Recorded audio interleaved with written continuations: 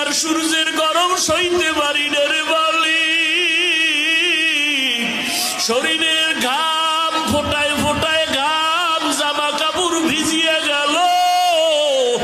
ও আল্লাহ, গরম সইতে পারি না, গুনাহ নিয়ে কবরে গেলে জাহান্নামের আগুন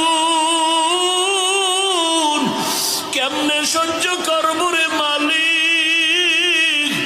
আমাদের বানাইছেন বড় নরম, একটা মশার কামড় সইতে পারি না রে আল্লাহ।